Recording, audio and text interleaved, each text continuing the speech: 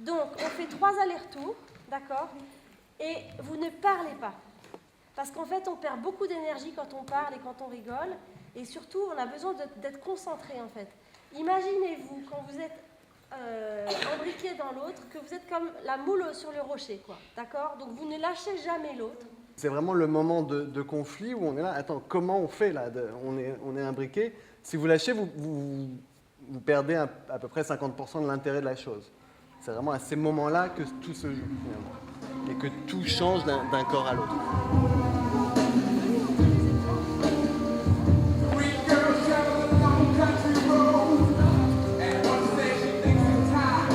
L'idée, c'est de partir en fait très proche l'un de l'autre et d'être vraiment dans un rythme, un mouvement très lent.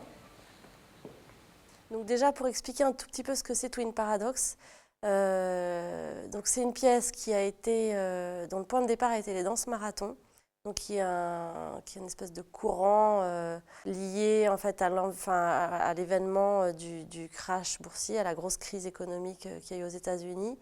Les gens étaient, pendant qu'ils étaient dans cet espace de danse marathon, ils étaient nourris et logés, si on peut dire.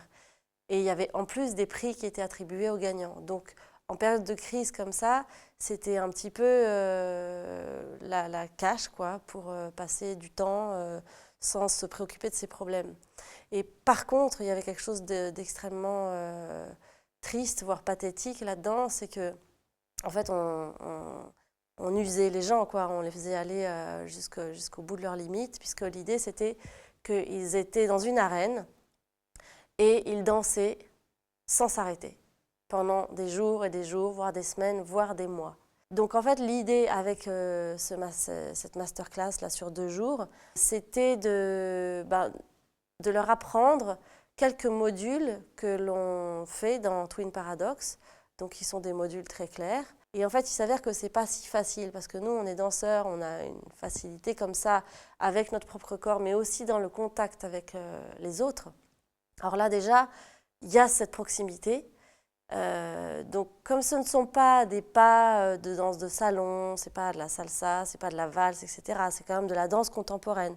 Donc, on est allé chercher des mouvements qui sont quand même un petit peu singuliers, un peu particuliers, où on va travailler sur le poids du corps, sur la résistance, sur aussi le rapport de pouvoir d'une personne sur l'autre. Donc, on vous montre, d'accord? On vous montre.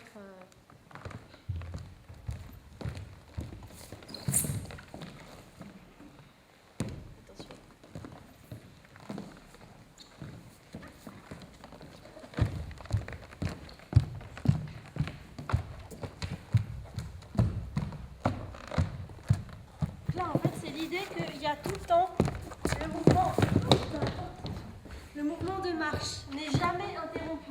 Vous n'êtes pas obligé de faire un, l'autre, un, l'autre, un, l'autre. Ça peut être l'un va au sol, puis remonte assez rapidement, puis il retourne au sol. Vous pouvez vous surprendre. Voilà, vous pouvez vraiment...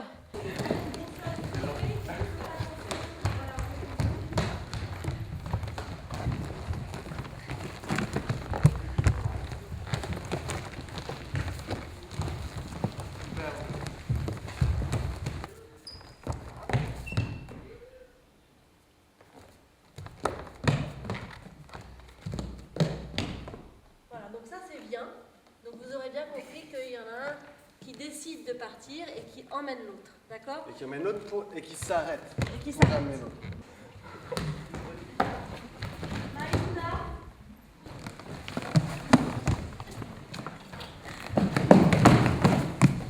Déjà le rapport qu'on a à notre propre corps, il est ce qu'il est, il est très différent selon qu'on est adolescent ou cinquantenaire, voilà, c'est un autre rapport au corps.